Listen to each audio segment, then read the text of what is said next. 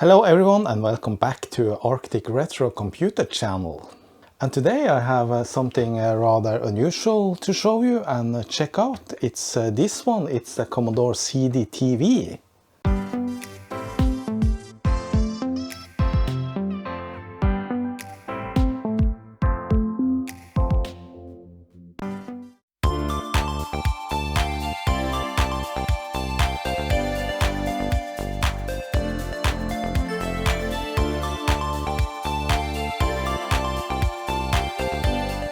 So this device here, it looks like an DVD player or something like that, but it's actually a multimedia device from Commodore.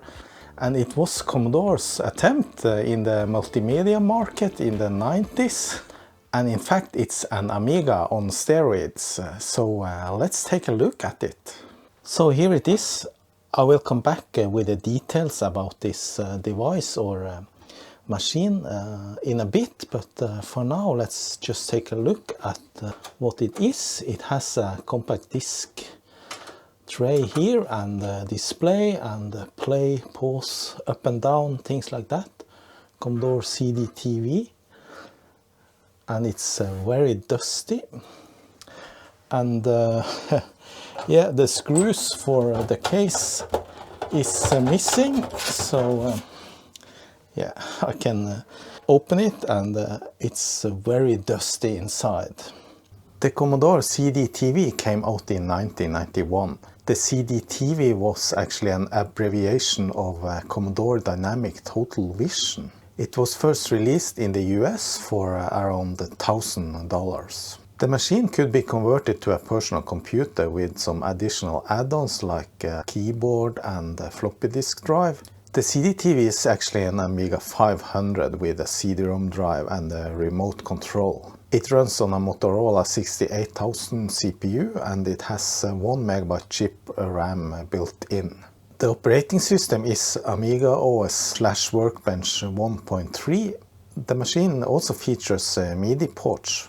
The Amiga name was actually omitted from the original marketing by Commodore. The CDTV was one of the earliest consumer systems that allowed video playback directly from CD-ROM, and it competed with the Philips CDI. However, the machine was a bit too expensive and it was regarded as a fiasco for Commodore.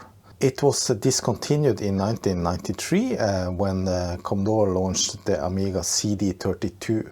I have never had a Commodore CDTV before back in the day, and I have never tested it now in these modern times. And it will be interesting to check it out. And I don't just have one. I actually got two. As well as being a multimedia machine, this machine can also function as a computer, and here are the two keyboards for the two machines, and I will refer to them as machines from now on. And I also got one remote control. So that's quite a stack of technology, and yeah, they are quite heavy. So the two machines are not mine, I just have them on loan, and the owner is, as usual, Kjell Ove. And you should follow his channel too if you like retro computer videos. His channel is called Koiro Retro Innovations. And the deal here is that I'll fix up the machines and use parts from both machines to build up one machine that is most complete and works. And the remaining machine I might keep for myself. And there might be more than one part depending on how much work there is to do. I don't know anything about the status of the machines, if they work at all. I haven't tested. So I will start with the one that actually looks the best and concentrate on that one in this video. And the other one will be a pouch machine, and I won't do any restoration on the second one. If I compare the two machines, looks like this has got a lot of scratches. It's also missing the CD-ROM front cover. This one has it intact and less scratches, but this one is missing its screws, so it's actually hard to to decide what I should start on, but I think I'll start on this one. The first thing I'm gonna do is to wipe off some dust, because I can already feel an allergic reaction. My nose is already itching because I have some allergy for dust and things like that, pollen. Alright, so what I'm gonna do next is to actually hook it up to my TV and test it briefly. I don't have any CDs for it, but I'm gonna take a look at that later. Just connect the power. It has a built-in power supply with this standard IEC plug. So it started at least. I'm gonna hook up the composite out and the audio. Turn on the TV. Haha. Well, that's a familiar screen on the Amiga, isn't it? The green screen, and that actually symbols some error, and that fault might be memory fault or some issue on the data bus or Agnus chip or something like that. So that's a bummer on the first test. Just gonna turn it off and on again, see what happens.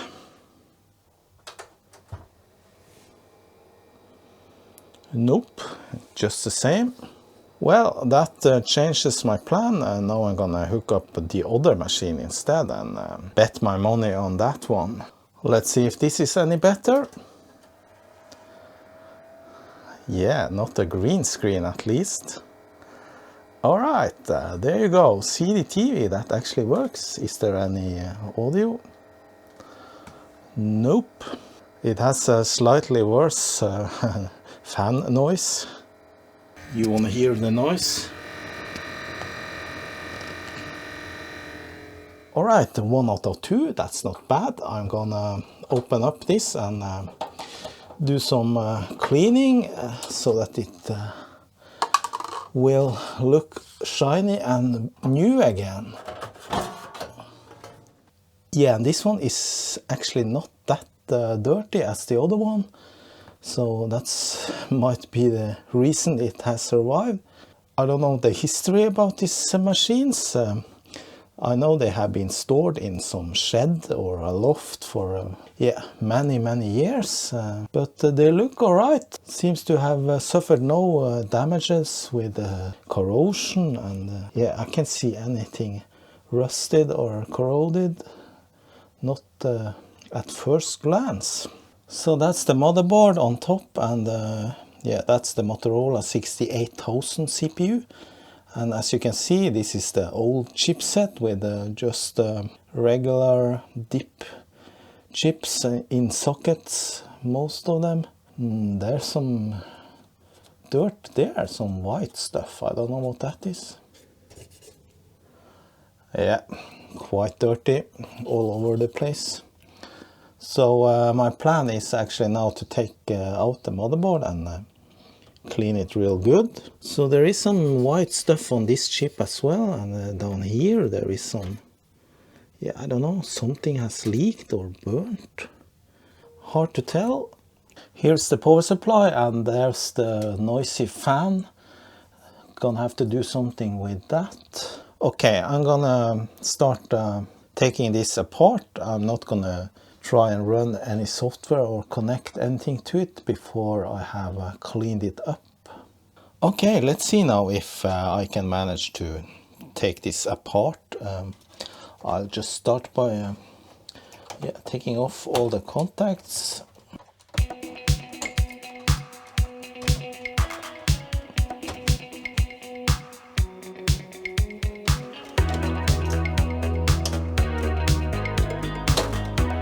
So these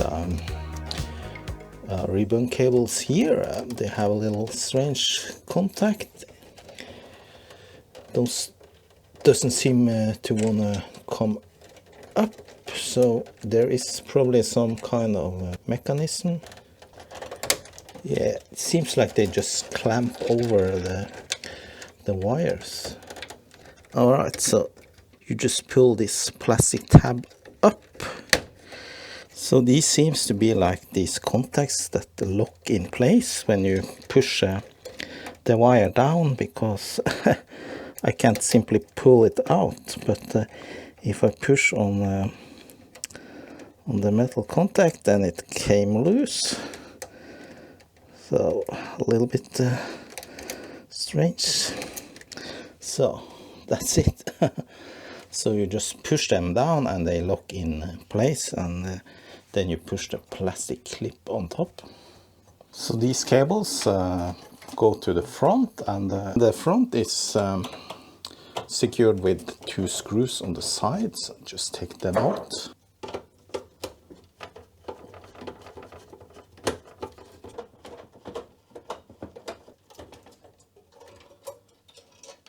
Alright, so that's the front. So now the motherboard should be able to come out if I find the correct screws. There's one there, there. Lots of screws. Yeah, I think that was all the screws. It is loose now, but it is hanging into the back plate here, so just a matter of pushing it backwards.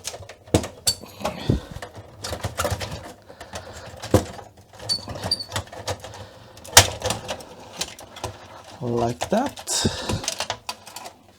And on this shield there's actually a little rust on the edge there. So it was actually not necessary to take out these screws, because they go to these brackets here, and yeah, those are connectors for yeah, I'm not really sure. This card here, it's yeah, a video card, RF in and out, and composite out.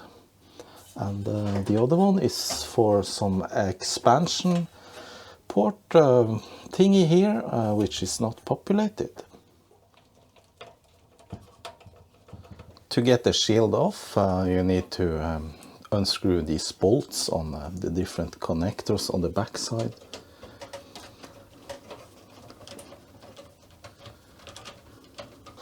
So now it should come out of its metal cage.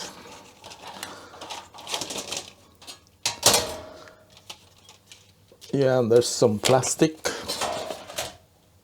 So that's the back side, and yeah, it actually have some thin bodge wires. So I'm looking really good now on the motherboard, and it looks alright, but there are some stuff like here. There's obviously been some insect. That's a wing of an insect and looks like some spider nesty thingy. Also this on this contact there's some white stuff. I don't know what it is. Over here, as I mentioned before, there's something black. I'm not sure if there's something has been spilled, and there's some white stuff down there. So I'm gonna take this now and blow it clean with yeah, compressed air down in my garage, and then I'm gonna clean over it with some isopropyl alcohol. So this is in fact quite an expandable device. It has expansion port in the back, and also this PCMCIA slot here. So that means you can perhaps add additional hardware like a memory card, hard disk. I'm gonna continue with disassembling this machine, because I want to get to the CD-ROM drive so that I can clean it. So there seems to be 4 screws for this cage here. Okay, so the whole thing comes out, slides out like this. And it actually slides out of this card here, which is the video card. And there's just this regular Molex connector for the power to the CD-ROM drive. I have already blown away most of the dust, but I'm gonna clean over this case to remove the rest of the dirt, and yeah. Just gonna remove the video card as well, just to inspect it and see if it needs any sort of cleaning or anything. So that's just the RF modulator, and yeah, it has an antenna in and an antenna out to the TV. So that's not something you see on a regular computer. And also the composite video out. This card is in fact a little bit dirty on the bottom side, and here we can actually see some surface mounted chips. So I guess they were starting to use those back in the beginning of 1990. Just gonna spray a little bit of alcohol and clean it up.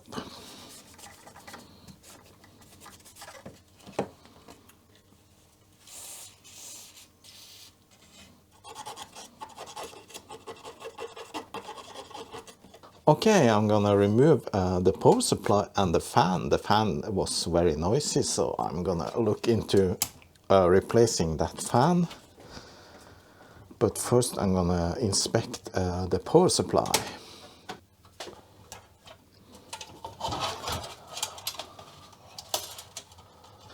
Yeah, and of course the power plug needs to come off as well. Actually, I'm not gonna bother with removing the power plug. However, it seems like this has been out before. It seems like there's been done some repair where they have spliced the wires and then just used some tape. So just let me take off the cover. I'm not gonna do anything with the power supply, like recapping it, because yeah, no need to do that yet, I think.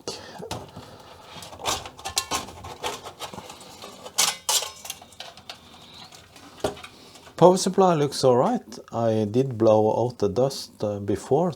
Just gonna spray a little bit of isopropanol and just remove the remaining dirt if there's anything.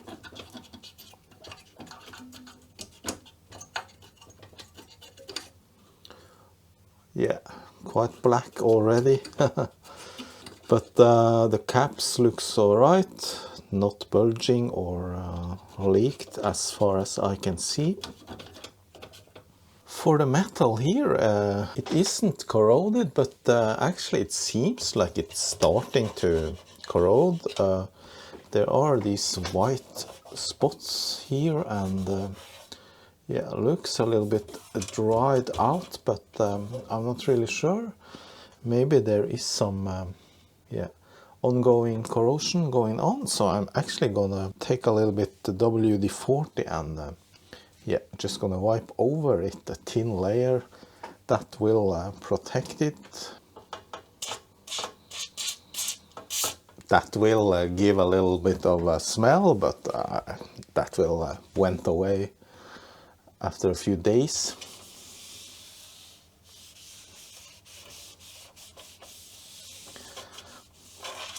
You see here, there's also some signs of corrosion starting.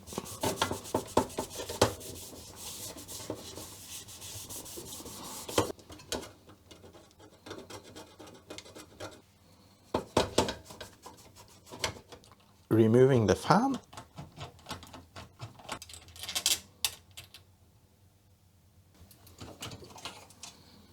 So this is a 12-volt fan. So I'm gonna check now if I can find something the same. The motherboard I'm gonna clean just manually with lots of alcohol and Q-tips. I already blew away the dust. Strange thing, it says Commodore SC number 250-484 Rev 2.3 on this sticker, but under here it says Rev 2.2. Up on closer inspection, I can see there are some places where there are some gunk, like there, and yeah, probably because this machine has been home to some insects or something.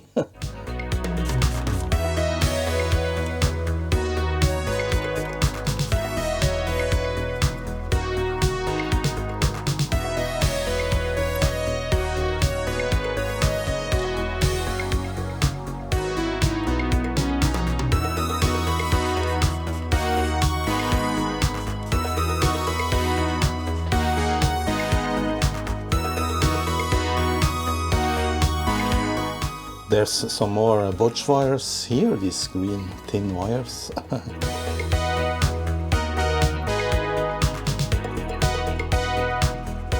Then we have this white stuff on this contact here. Not really sure what that is. Might be some dirt only, or yeah, just spray a little contact cleaner.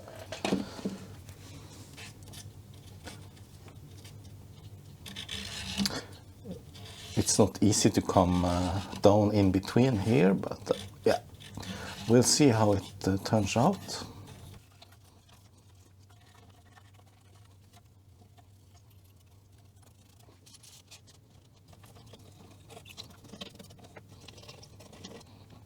Alright, I think that's enough with the cleaning. There are actually a couple of surface mounted chips here. You see this Sanyo chip, and there's an even smaller one, Mitsubishi brand, I think. So the contacts looks alright. I'm gonna clean them with contact cleaner, and yeah, this burn-in stickers, what's that? Never seen that. I don't know what that means, burn in. If anyone knows, please comment in the comments below the video.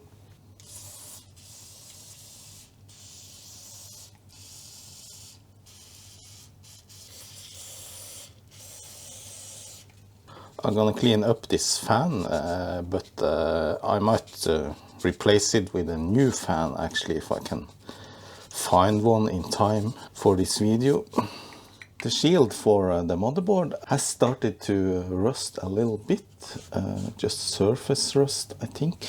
And I'm gonna use the same method. I use a little bit of WD-40 just to wipe over the parts that have some rust. It's not much, just there, and yeah, a little bit on the other side here. Next, I'm gonna take a look at the CD-ROM drive, and I'm gonna take it out of the frame just to reach the drive mechanism, and yeah, take a look at that. Maybe it needs some cleaning and little lubrication. Actually, I realized that was the screws for just for the PCB. There are more screws here that probably holds the drive itself. One of the screws are missing. Strange. Okay, now I can lift this out. So that's the CD-ROM, and yeah, it's manufactured in 1991. Matsushita Electronics, certified only to Canadian electrical code. Okay. So I guess if I gonna clean this up, I need to remove the cover, and yeah, 6 more screws to go. Nope, too big. Need to find a smaller screwdriver. Still too big. This one then. Yeah, perfect. And this one is glued in with some glue. So they really want to make it hard for you to open this. Also says here, if seal is broken, then the warranty void. Okay, I take my chances. Oh man.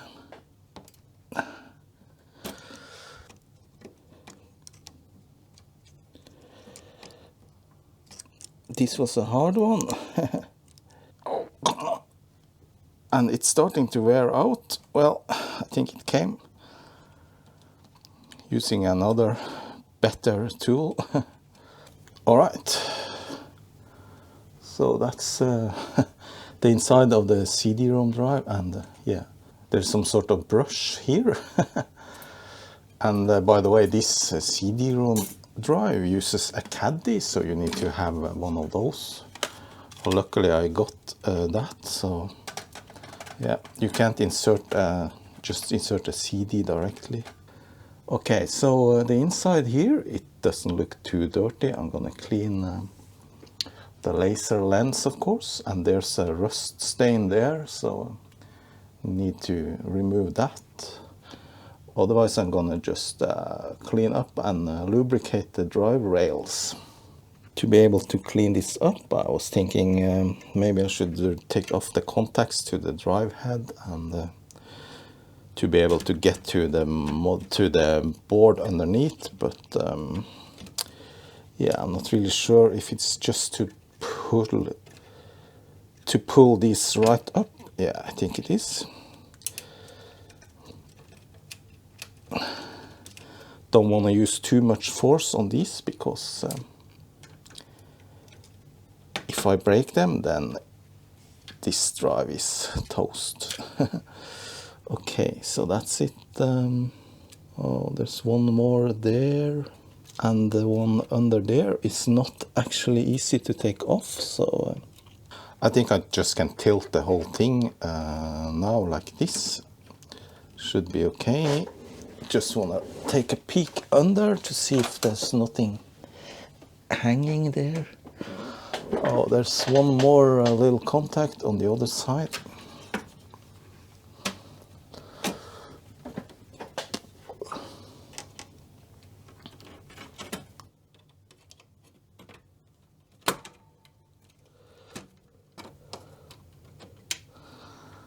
So now that is loose, and now I think I can tilt the whole thing.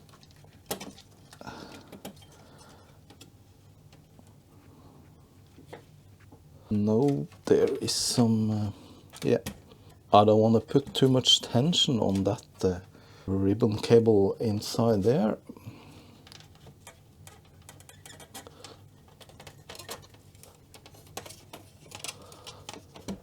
But at least now I can clean up on this side.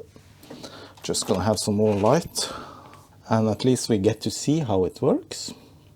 I just use my pliers as a standoff for the PCB.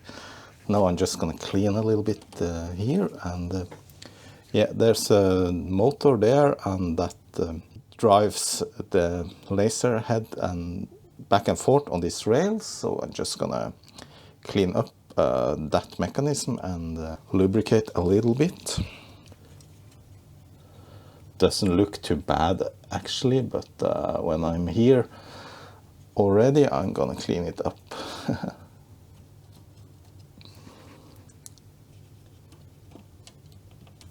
You can turn the whole thing by turning the axle on the motor.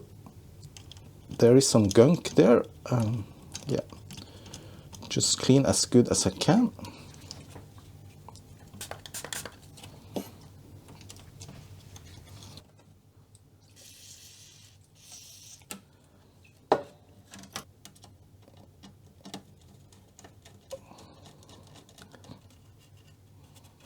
Now this side of the CD-ROM looks okay. Alright, so I have to ask the question. When doing all this work with the cleaning and stuff, is it worth it? And yeah, for me the answer is of course yes. I think it's worth it because potentially this board here will last longer if you remove the dirt and oxidation and the old flux residues and everything. So hopefully it is worth it, and also I find it relaxing to just sit here and fiddle with these things. Now it's time to clean the drive laser and the mechanism around here. I'm just gonna wipe the laser lens gently with this cotton swab.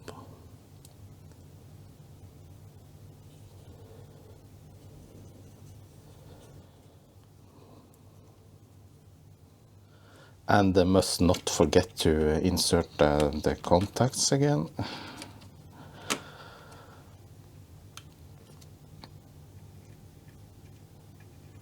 Just a little bit of contact cleaner first.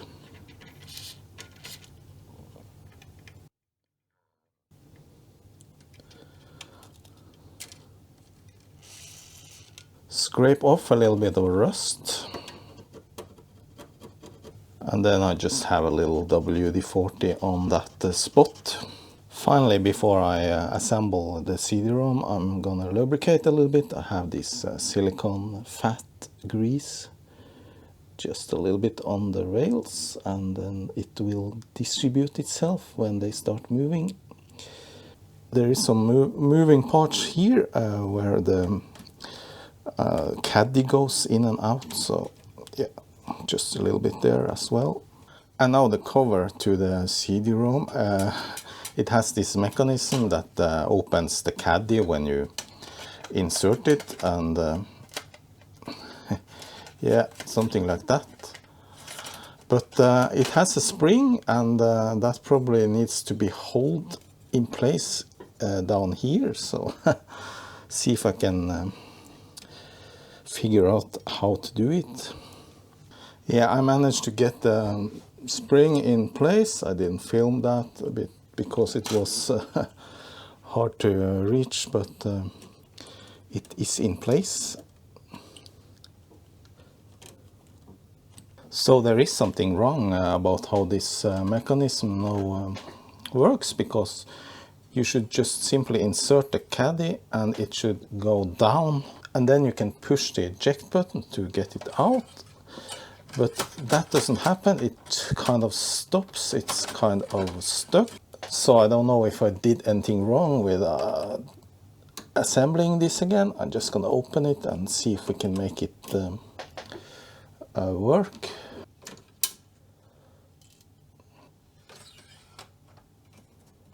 So the eject button is supposed to come out when you insert this, but nothing happens. I'm not sure if the mechanism is broken or something else is wrong here. Seems to just stop there because there is this retainer here, and it can move further. But now it should go down, and something is preventing it from doing that. And now I got the back mechanism correct, but still it doesn't work, because when I insert the caddy, it doesn't want to go down, which it is supposed to do. So something is clearly wrong here. And I think it's these plastic sliders that are not aligned properly. I think they, yeah, you can see here, they easily fell out of position, so maybe I used a little bit too much force when I took off the cover. So I think actually these are out of position, so I'm gonna try and bend them out and see. They should probably go inside. You see there's this metal, yeah, what should we call it, bar here, and I think that is supposed to be underneath that cavity there in the plastic. I think I just pushed them out of position when I took off the lid before. Yeah, you see it can actually move up. Yeah, now we're talking. Yeah, those were they were pushed down to this spike, and that's the reason they came out of position. And yeah, now they are quite loose, so that was probably my fault when I took off the cover, because I had to use so much force to get the screws out.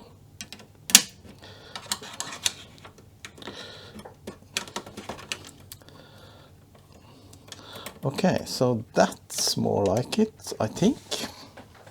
Yeah, now the eject mechanism can actually move, which it didn't before, so I totally screwed it up. But hopefully it's fixed now and didn't damage anything. No, I'm just gonna get this spring in its clip.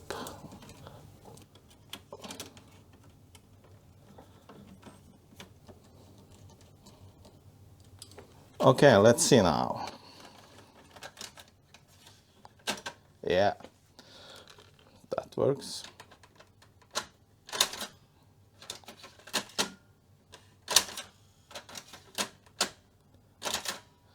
I just add a little bit more grease to the moving parts.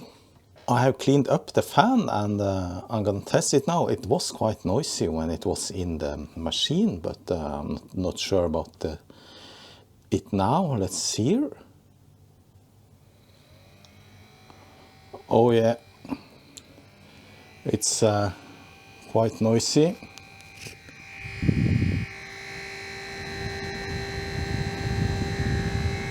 Sounds like a little tractor. So I got this new fan. Let's take a look and a listen.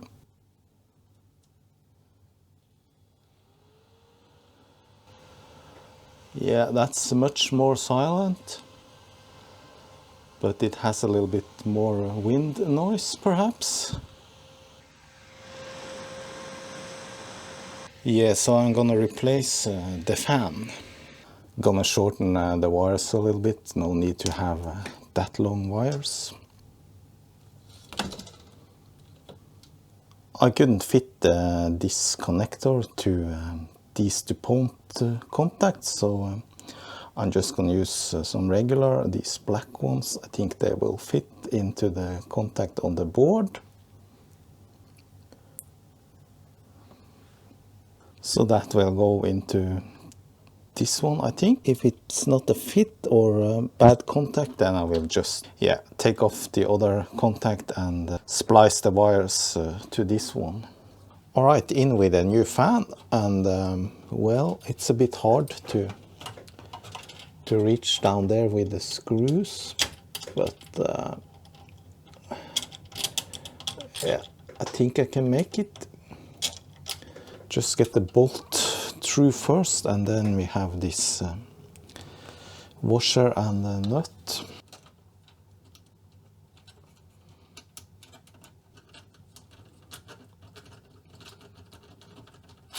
It was quite difficult to come in between, so I just removed the whole power supply. It's just 3 screws anyway.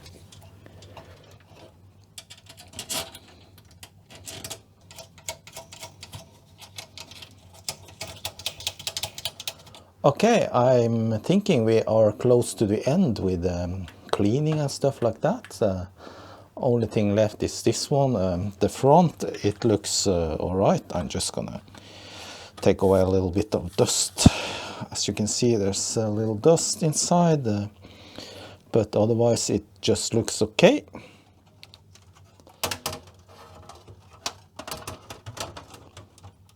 Now I just need to figure out where all these cables go. Some of them are easy, like this one here, and yeah. The rest I might actually look back on my recordings to see where all the different connectors go. Alright, I think I got everything correct now for from the power supply, except I did not connect the fan because I'm gonna turn it on first just to test the polarity of that contact.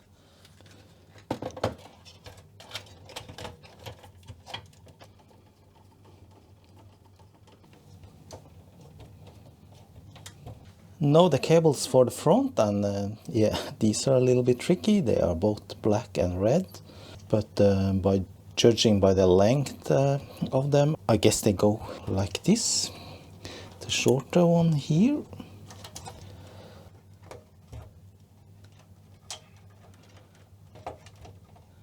Finally, we have these strange ribbon cables here. I need to straighten the pins a bit and try to get them inside the contacts.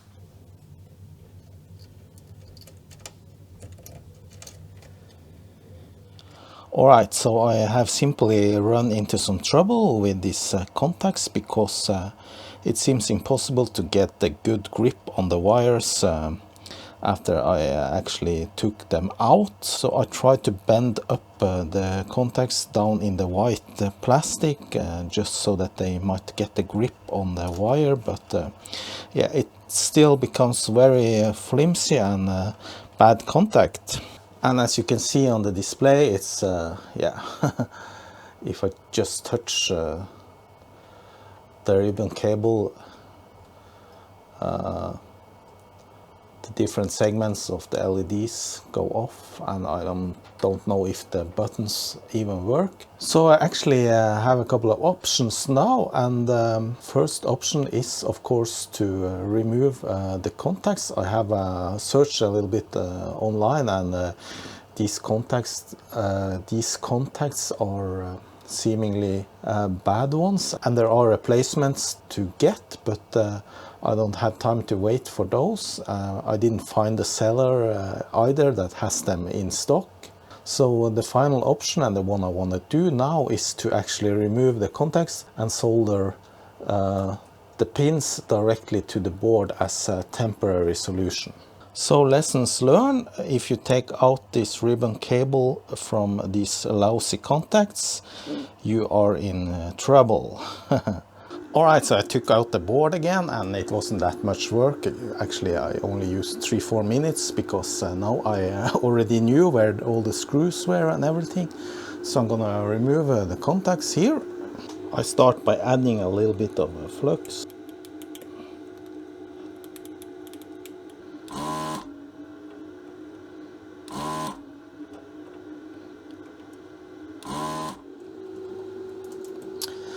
Okay, I got all 3 contacts out, so I think it went okay, no damages. I just want to take out one of these pins just to see how they actually work. So here you see the little contact, and you see that the wires are supposed to go between the 2 legs, and of course when I took out the contacts, one of the pins got bent in, and thus it doesn't make a good contact again for the wire to be pushed onto.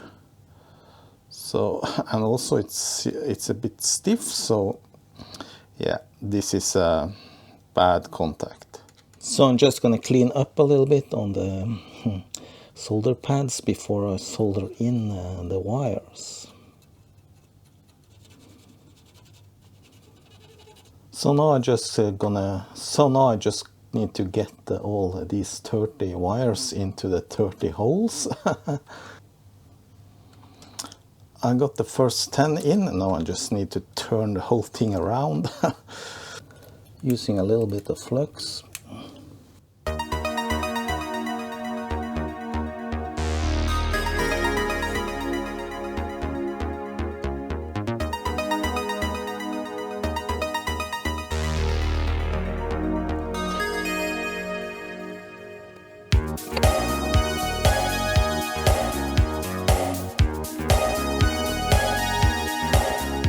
The other 2 ribbon cables came right in, so I'm gonna solder them in quickly now. That was the soldering, and now I'm gonna try and turn this around and transport it over to the machine. I think this works okay. Gonna try and secure the connections on this side with some hot glue, but now I'm gonna assemble the machine again.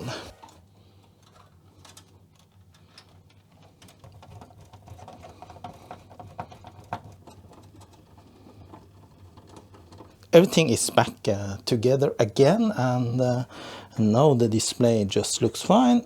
So now I'm just gonna add a little bit of glue around the contacts to relieve the strain on them, perhaps.